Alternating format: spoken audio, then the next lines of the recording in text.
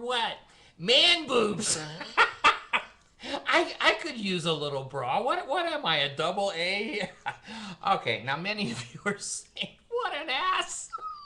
What the hell is he doing on a video with no shirt? Well, I wanted to let you know that, the Mormons took my shirt.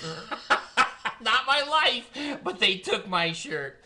And I'm trying to be young again, so I shaved all the hair off my chest, and then I forgot, shit, there's that scar from quad bypass. I was like, the girls don't think I'm buff, and look at the scar too. So I'm gonna let the hair grow back. I know a lot of people that do these stupid videos. They wear costumes and they do tricks and whatever. I have no costumes. I'm too poor. And I can't do tricks. I cannot put my head in a hat and translate Reformed Egyptian into a fake book. I just can't do it. So those of you that that can't concentrate on what I'm saying, I don't want you to be overwhelmed with sexual desire. So, let me put this back on. There, it's better. You're all going, yeah, it's better already. Oh shit, I just got the same face. All right, here we go. All right, I just wanted to have that at the front of my video because they have those 3 pictures. I can choose which one I want that represents me, and I just want people to go, man, why is that guy got a shirt? So they'll click on it. The Mormons took my shirt. They took my tithing. They took my kids. They took my family. They took my childhood. and there's other things that they've taken, but I'll mention those on another video. Okay, this video, and I want to thank you that have been so kind. And those of you that total asses to me,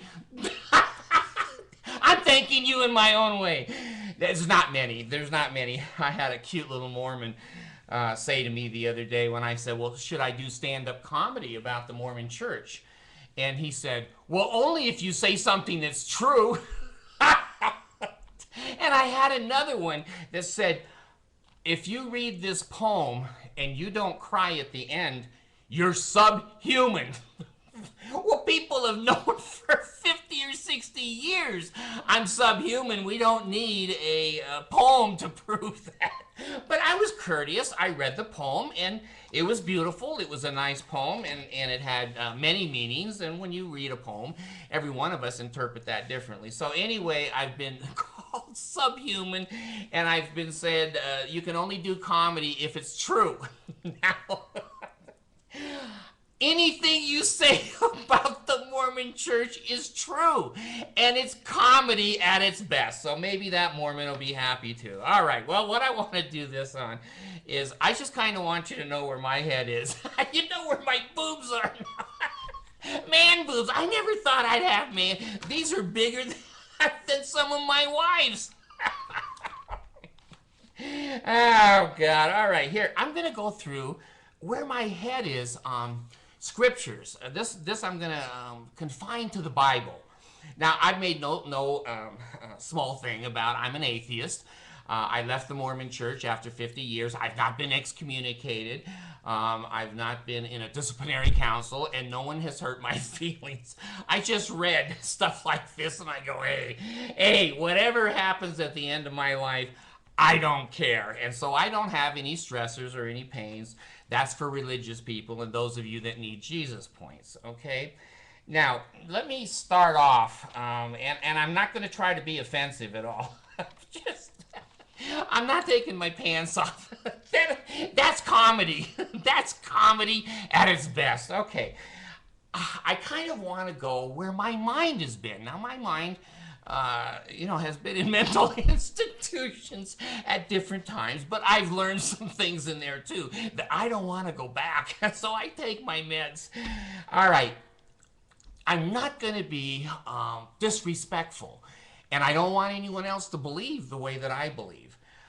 Some of you have written in, and I know some of you are religious and non-religious feelings, but I want to tell you where I've been since 1 year old till I'm 64. Someone wished me a happy birthday, and that was very kind. Bipolar people, we don't celebrate calendar holidays, birthdays, wedding anniversaries. We don't do that because we will not allow a calendar to dictate our emotions. We have no emotions. And trying to fake it and bring a little flower to, my wife, and it falls over 2 days later, I go, what the hell? There goes $25. So, no one wants to be married to me. And that's okay. 6 women have proved that. So let me start with, and I'll try to be as respectful as I can, because I know many of you that watch me are Mormons, and much to my dismay. So anyway, and I know most of you are Christians. I want to start with Jesus Christ. Okay, now I want to tell you where my head is. Now I'm not saying that I don't learn. I'm not saying that I'm not open to new ideas. Don't knock on my door. The Mormons and the Jehovah's Witnesses have no new ideas. But if you have a new idea, you can knock on my door and say, God has sent me. And I'll probably kick you off the porch too. But anyway, Jesus and the story of Jesus in the Bible. Now, I'm not a Bible expert, but I'm better than most people. I've read the Bible. And I've read the Book of Mormon a couple of times, and I've been in class for 50 years hearing these things. And first of all, with Jesus, I have a problem with a virgin birth. Now, I've tried that shit. When kids are born, I go, it's not me. That's a virgin birth. And the courts go, no, that's no virgin birth. That is your weenie and your sperm. I remember I had a paternity test once. One of these wives. Now, I haven't impregnated anyone except a wife, and anyone except when I was married. And this one little gal, her and I were married, and she ended up pregnant. Well, she and I got into a divorce thing, and I said, well, I don't think it's my baby. So we did a paternity test, and I had an attorney, and the test came back, and he said, well, I have some bad news for you. And I said, well, bipolar people don't believe in bad news. And he said, well, this is pretty bad. I said, what is it? And he says, well, it's 99.9 that you're the father. Well, being bipolar, I said, what about that 1/10 of 1%? He said, what? I said, won't the judge consider that? He says, when pigs fly, you're the damn father. It's a virgin birth. So, God, these virgin birth things. Now, I'll tell you the truth about one, too. I had another wife, and she wanted a baby. She was a little older, and she wanted a baby, and I wanted another baby. 14 wasn't enough. So we had, in our marriage, and I think we were married 3 years, maybe 4, we had intercourse once on our wedding night. And I'll be damned. And Jenny, if you see this when I'm dead, I don't care. You were conceived in one intercourse one night. So when you tell your teenagers you can get pregnant from just one time, put this video on and go, look at that bastard. He's telling you. Genevieve Marie, beautiful child. I love her to death. Her mother has kept me from her, so there's no relationship. But one time, one intercourse, and that satisfied her for 4 years. I don't know if that's good or that's bad. Maybe I was that good. I can't take it anymore. Well, I don't know. Maybe it was bad. But anyway, one time.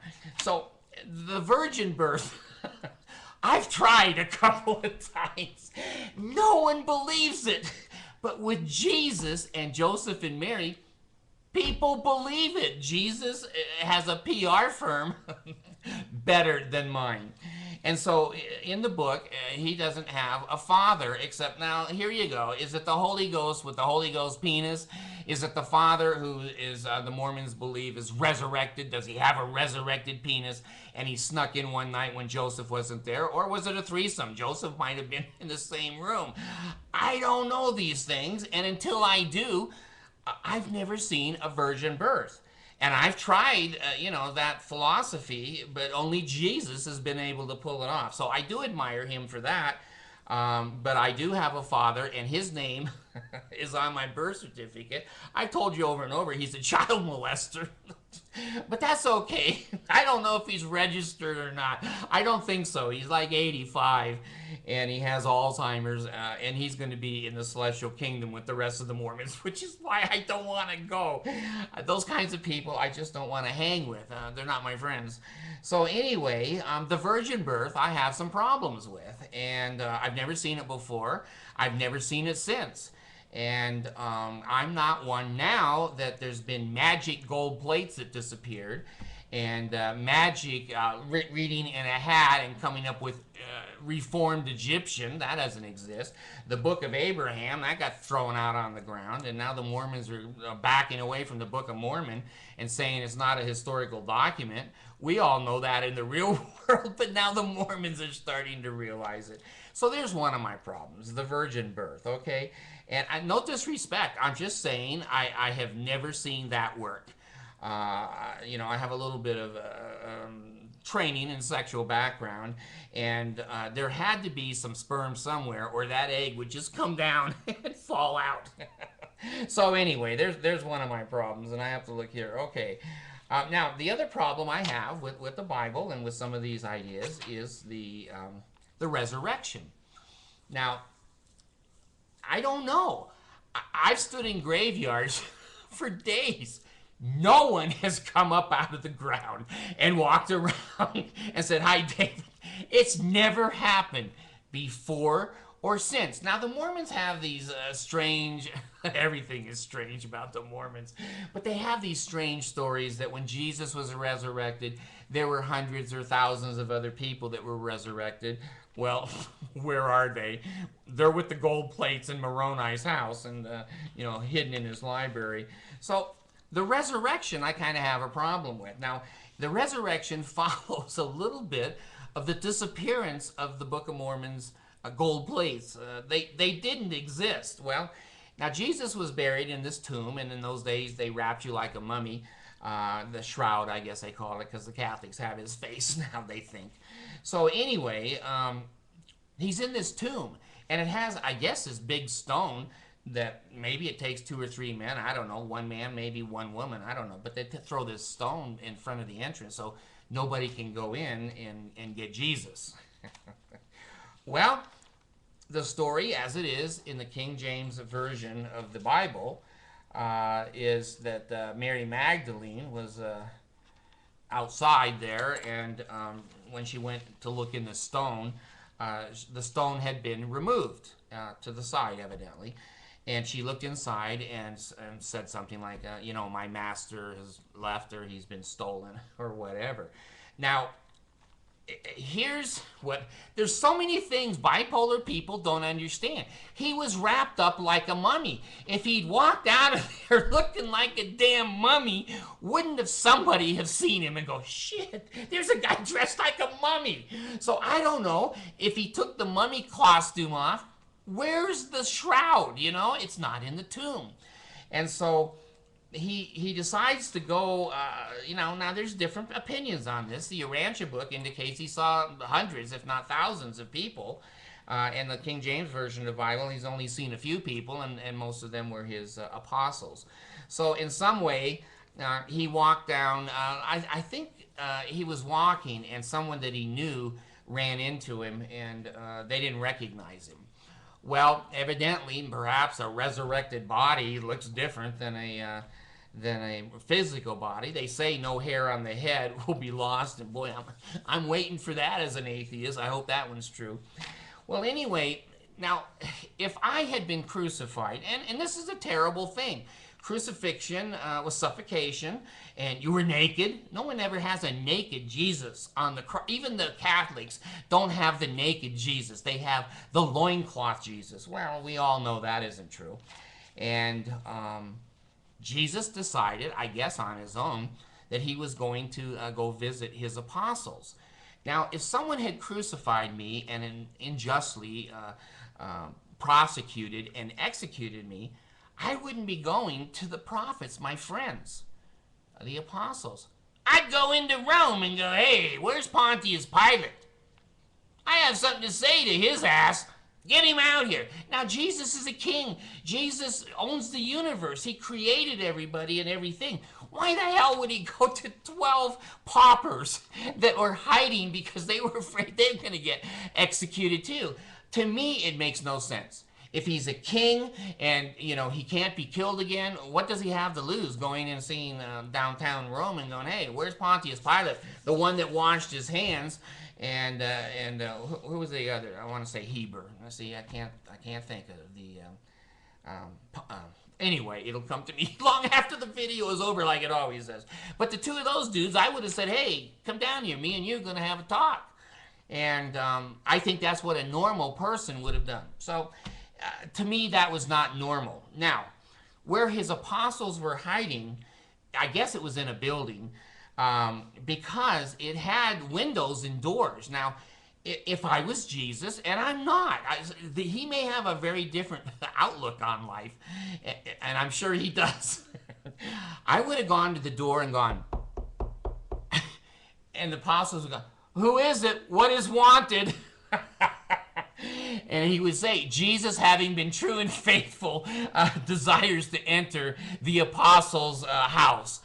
And then, you know, the apostles could have put their hand through the door in there and said, what is that? And he'd say, the patriarchal gripper, sure sign to the nail. And does it have a name? And he says, well, I made this name up. Health in the navel, marrow in the bones, strength in the loins and in the sinews, power in the priesthood be upon me and upon my posterity through all generations of time and throughout all eternity.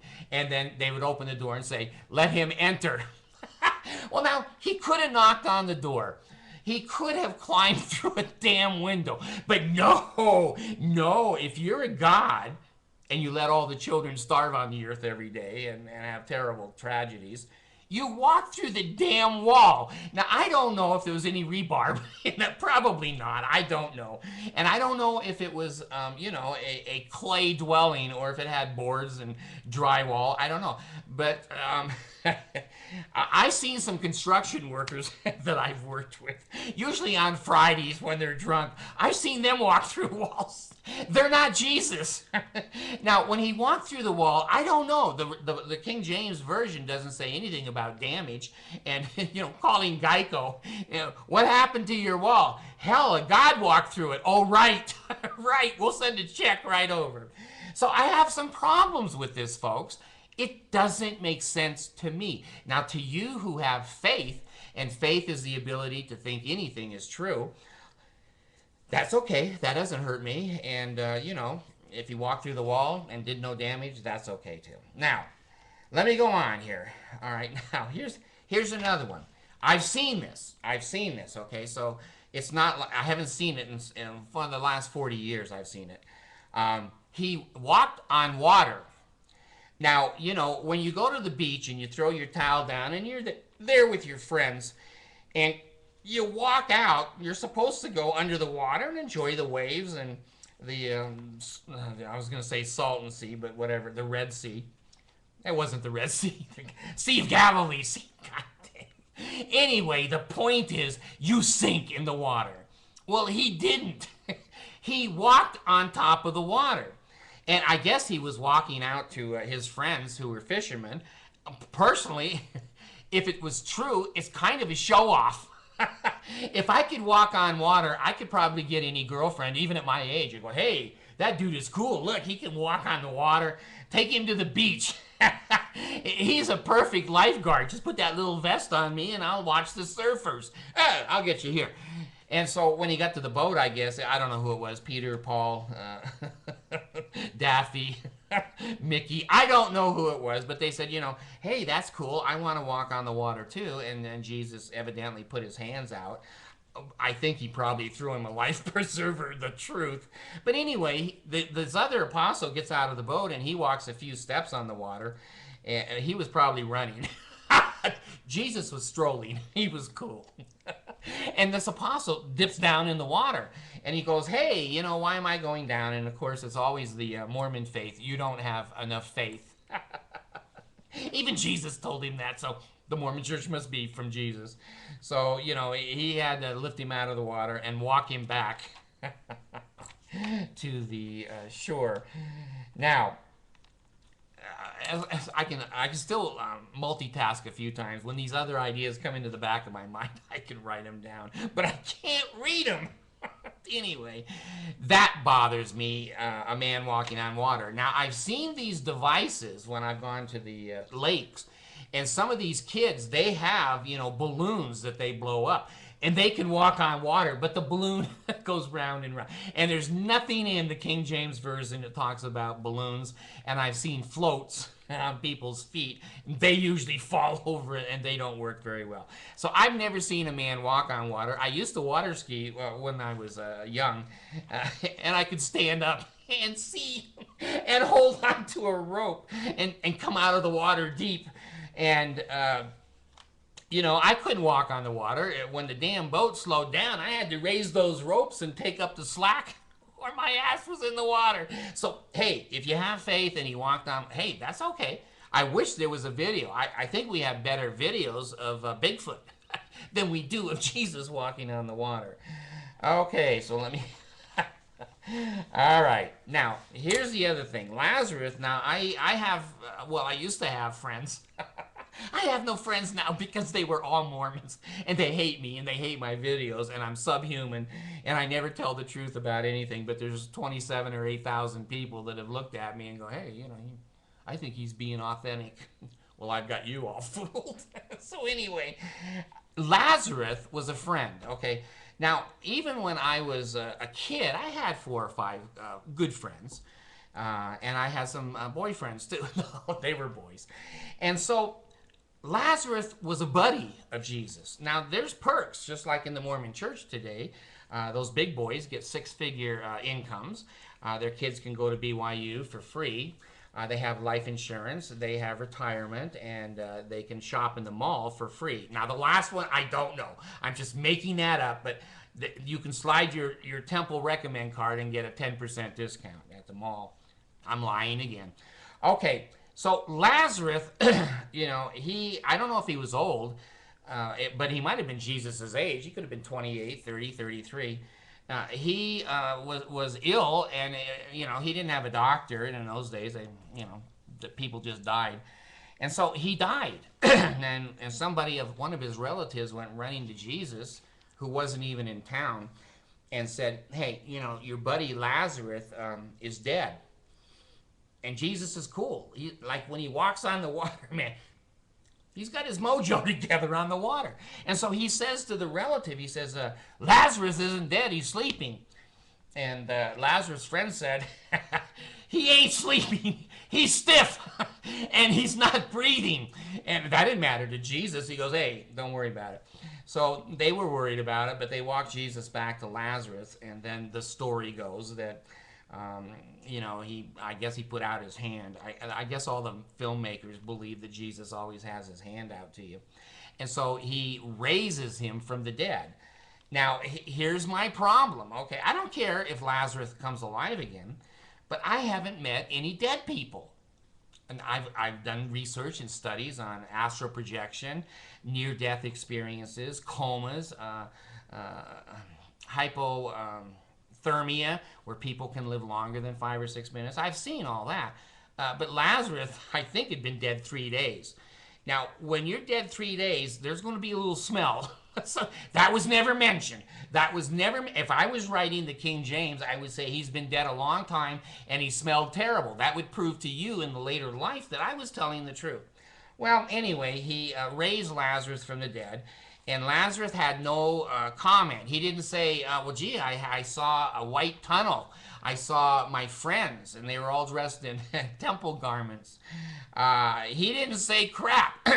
Now, I would have made a little money off of this.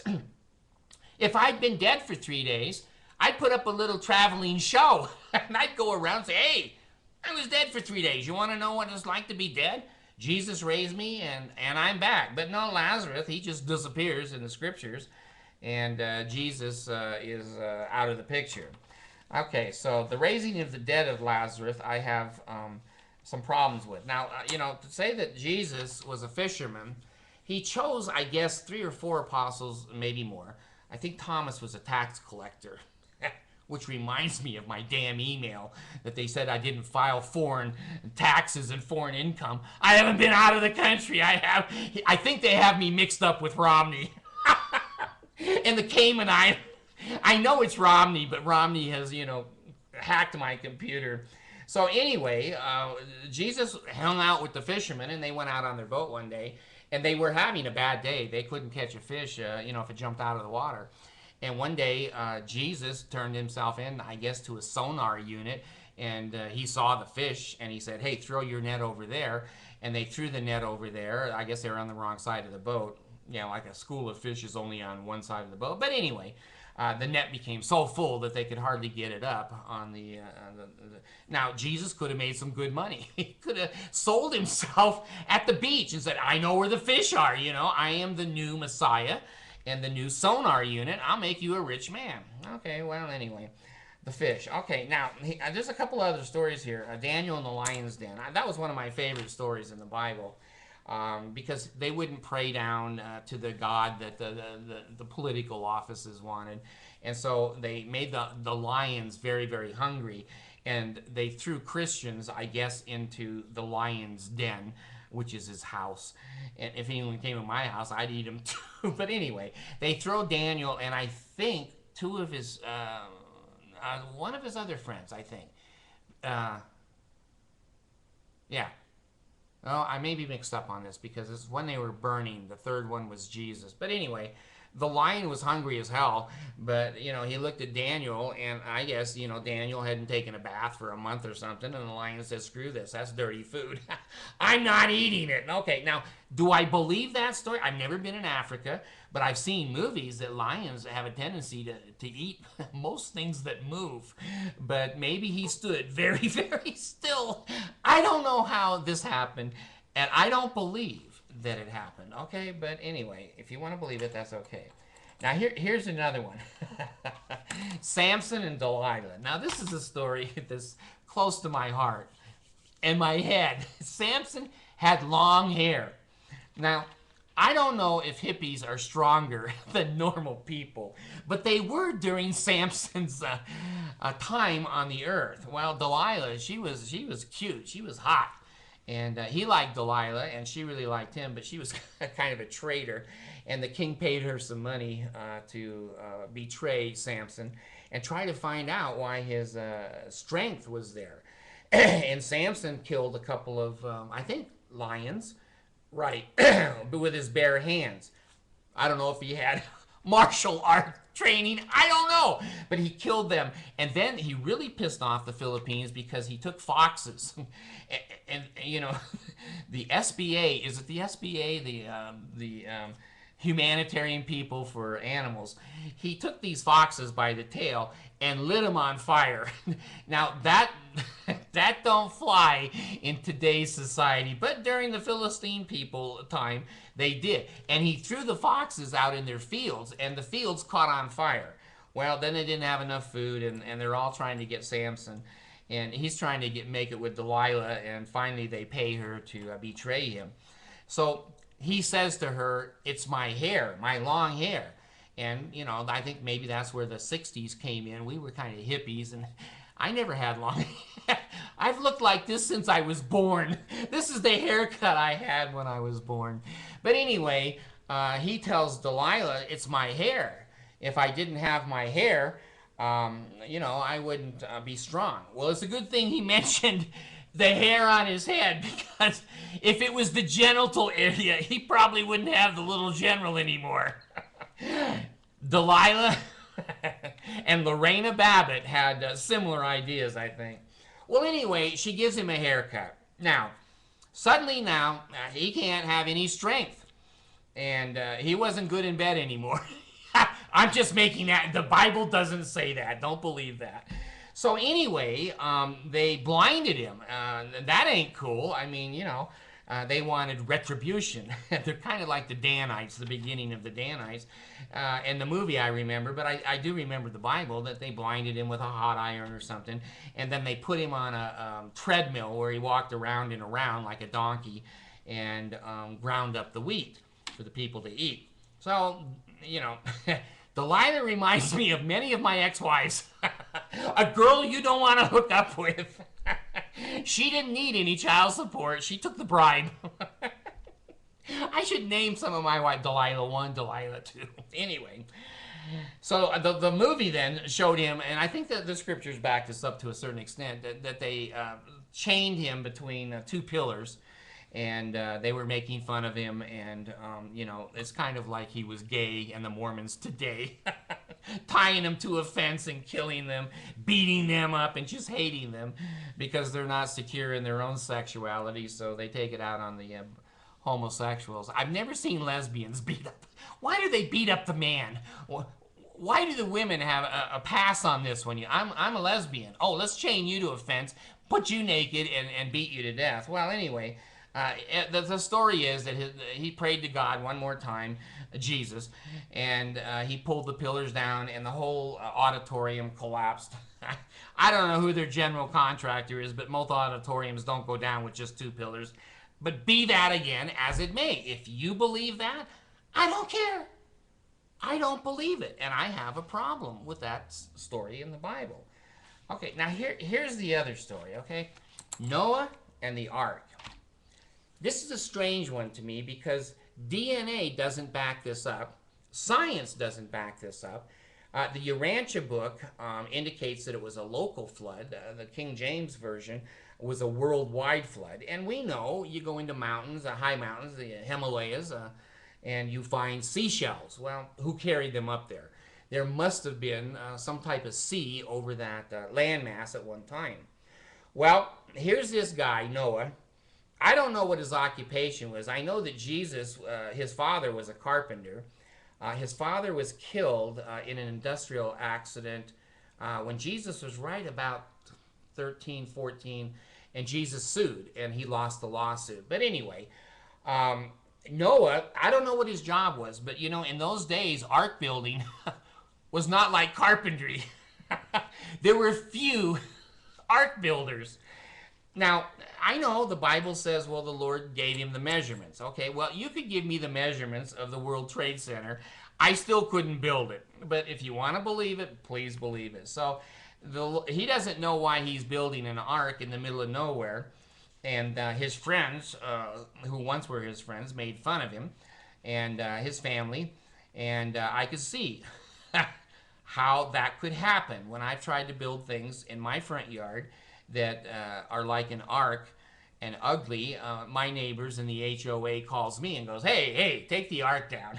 But anyway, he makes this ark, and then he takes two animals, one male and one female, of every species, and I guess insects, because if you're a bee in a flood, you got to be in the air. You got to be able to go really fast for months or years until the water recedes. So I guess he took in the ants and the bees and the crickets and all of the bacteria and all of the viruses so that the world could be repopulated. Well, he took his family, and I think there was only 8 in the ark, and yet they were with all this animals, kind of like a floating zoo.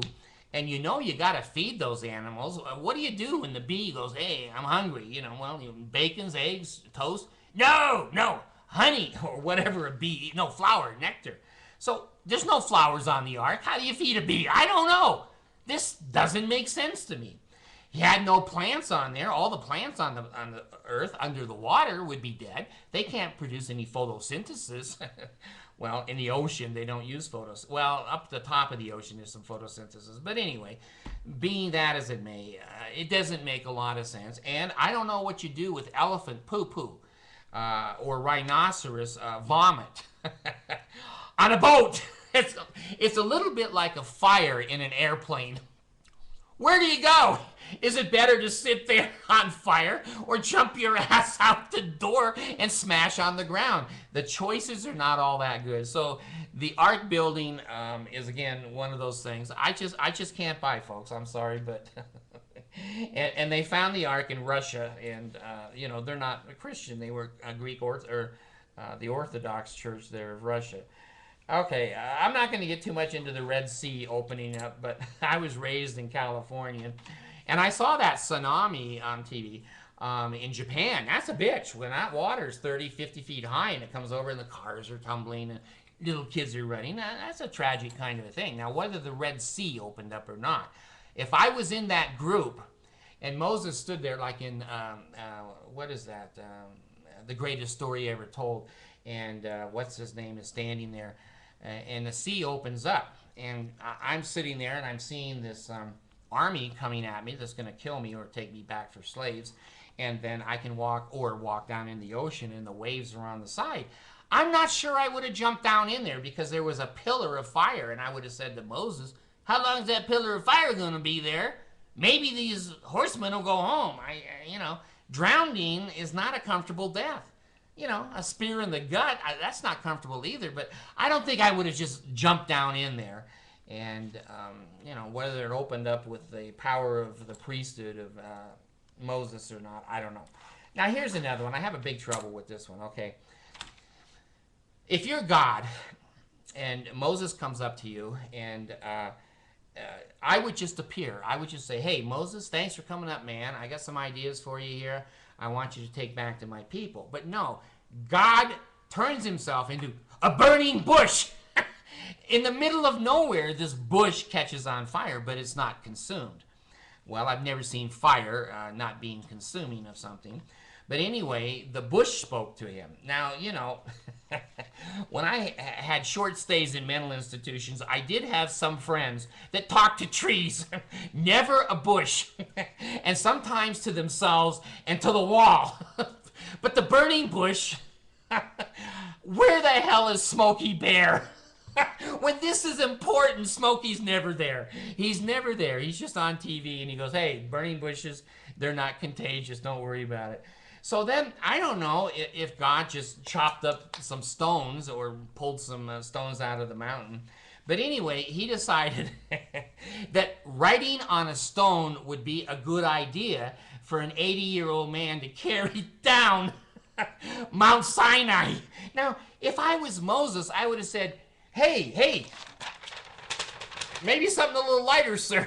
But no, it has to be 100 pounds of rock. Well, the 10 Commandments, I think, are good commandments. I think that's a glue of most societies. I don't have any problems with the 10 Commandments, the principles of them. I have a little bit of a problem that Moses didn't take up a golf cart and bring him back, an 80-year-old man carrying him down, and why a God would use a stone to write on and talk out of a burning bush. I don't know. Some of these things seem like fairy tales. All right, now here's another one, okay? When Adam and Eve in Genesis were created, Eve was born. Who knows? How does Eve get born?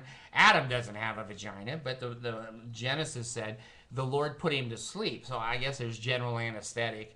And the Lord opens his ribs up and takes a rib out. Now, I've had quad bypass, and I'm in a chiropractor's office right now a year later because one of the ribs has moved, and it's a bitch. It gives me a backache that... I told the chiropractor, he was Mormon, and I said, if your science doesn't work here, could you give me a blessing? And then I said, oh, never mind, don't give me a blessing because I know if it fails, it's my fault. I have no faith. He's laughing his ass off. So anyway, to make a woman out of a rib rather than an egg and a sperm, how do you do that? Oh, he's God. He can do anything. Well, give me a little break on this, Jesus or God. I've never seen a bone be able to be turned into a live woman. Now, I've seen a lot of things turn into a live and angry woman. And hell hath no fury like a woman scorned. And it is true. Happy wife, happy life. So how do you make a woman out of a rib? And then you say, multiply and replenish the earth. And they don't, evidently, according to Genesis, they don't know anything.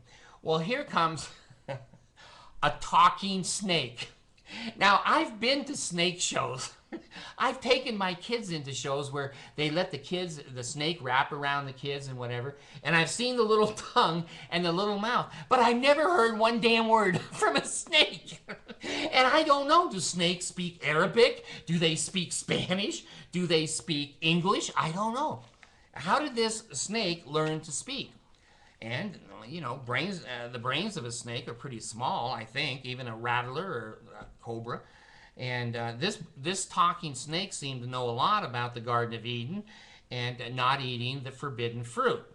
Now, I heard somebody else say this morning, and I thought it was funny. When the snake said to a woman, there's fruit that you don't eat here, and when she said, where is it? And he pointed to it, that's funny. If you don't think that's funny, you need to get out of here. Because she's going to, women are curious, sir. When the snake is gone, she's going to say, snake is gone. I'm going to go over and take a little bite. Well, that's what she ended up doing. And then she goes, oh my gosh, you know, I've broken the commandment, and Mr. Snake has warned me that I'll be like the gods and I'll know right from wrong. Well, I think that's a good thing, but evidently they thought it was a bad thing. So she gets the blame. Now, the blacks and women have gotten the blame for every screw up in religion. I don't care what religion it is. They're dirty, they're prostitutes, they're, you know, the blacks, you know, and the women get the blame. So Adam, according to the Mormon doctrine, in the temple ceremony, he says, what have you done? And she says, well, I've eaten of the forbidden fruit. And he said, well, you know, what's going to happen? And she said, well, I'm going to be cast out of the garden, and you'll be a lonely man. Women from the very beginning have threatened us. No sex. You will be alone. Come with me. So Adam goes, you're right. Happy life, happy wife. Or happy wife, happy life. So he puts his boots on and his fig leaf, and he goes, I'm with you, Eve. There's no other women. I gotta have you. You have that little machine that just, it makes my life. And she's, I know, I know. So I have a problem with talking snakes. I'm sorry. I'm trying to be upfront here, and I'm trying to be honest. And since I'm an atheist, I'm not afraid of God or Jesus. I don't want to be with either one. I've seen how they parent their children and let them starve and die and have disease and terrible plagues. And I'm not into being that kind of a father, and I don't want to be around that kind of a father. Send me somewhere else. Outer darkness is fine. I have solar flashlights. Now, here's the last one. Okay, I'm getting kind of, oh my God, I'm 42 minutes. Most of you probably turned me off. And that's okay. A lot of people are turned off by me. Jonah and the whale. Now, I have a video. It's up somewhere. Maybe it's up. I don't know. But somebody was on the beach with a video camera, and a shark came up on the beach, swallowed this guy, and went out to sea. It's a real video. It's not a fake thing. The guy was killed. One bite, he's gone.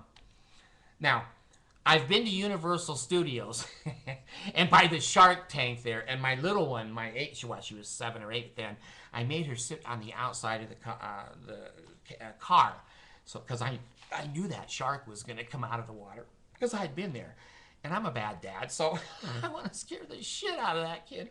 So we're driving along, and sure enough, the shark jumps up out of the water, and my kid goes ballistic.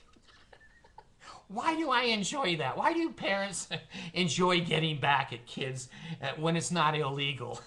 But anyway, I've seen sharks, and I watched Jaws 1, 2, 3, 4, 5, 9, 21, whatever. Now, how Jonah, he didn't want to go on a mission. Now, the Mormons used this to scare missionaries. He was in Nineveh, I think was the name of the city. Jonah was called on a mission. And Jonah was like me, and he said, you know, I like girls. I'm not going to go live with some guy for 2 years and knock on people's doors that hate me, reject me, spit on me, and I'm not into that. Let them have their own religion. Well, he was a smart man, but anyway, as the story goes, and the Mormons say to their missionaries, and I don't know, I've seen beached whales, and maybe there was a whale that beached itself. And Jonah, you know, he had his towel and his bathing suit. And his hat and his umbrella. And this beach towel, I don't know. If you have a talking snake, maybe you can have legs on a beached whale. Comes up and eats Jonah. Okay? Now, that's not a good day in my book. Okay, so I don't know. The whale walked back out in the shallow water and went into the deep water. Now somehow Jonah was swallowed whole. The teeth of the whale, and I assume this was a killer whale. He didn't eat Jonah. I guess it's like the magic lions in the lion's den. They didn't eat Daniel. So Jonah goes into the belly, which I think is the stomach of the whale. Now there's acids in every mammal that eats. So digestion starts with the animal, chewing you up and then swallowing you, and then you go down into the acid bath, and your arms come off, and your legs and your head within a few minutes. Well, Jonah must have had on a magic garment bathing suit. How he could live in the belly of a whale, I have a problem with. The left side of my brain is working, Mormons. Did he have a flashlight? Did he have a candle or a lantern? How does he know where the little intestine is that he's not going to get sucked in to the poo-poo chute? I don't know. The Bible never mentions that he got sucked into the poo-poo chute. Well, what a way to die. Eaten alive and then surrounded and smothered in crap. And then crapped out in the ocean. So if you're not a missionary, this would scare me. The Mormons would scare me with this story. Well, long story short, the whale, I don't know if it had GPS. I don't know how it found the beach again, but it did. And it spit Jonah up on the beach, alive and well. Now, if you believe that, that's okay. It's like when my children believe in Santa Claus, I never tell them he doesn't exist. I always say the spirit of Santa Claus always exists. What do you think? And about 9 or 10, they go, nah, he can't get that. And the common sense comes into them. So anyway, let me conclude here that those are some. There's others, but I don't want to belittle or be late. I don't want to keep going. So anyway, these are my problems, and this is why when the magic plates disappeared and Reformed Egyptian was proven to be BS, and Moroni didn't wear garments because they could look down into his vest, and Joseph married two 14-year-olds, Nancy and Helen, and Brigham said, hey, cut their heads off if you marry black people. When I saw that, it wasn't easy to go, it was easy to go to atheism. The stories in the Bible are just as fantastically fantasy land as the stories in the Book of Mormon. So if there is a God and if there is an afterlife and all of that, that's fine. I don't need Jesus points. I don't want Jesus points. And these stories, if Jesus thinks those are good stories for me to believe in him, he's sadly mistaken. I have an intelligence and an education over that limit there that these stories don't make sense to me. Thanks.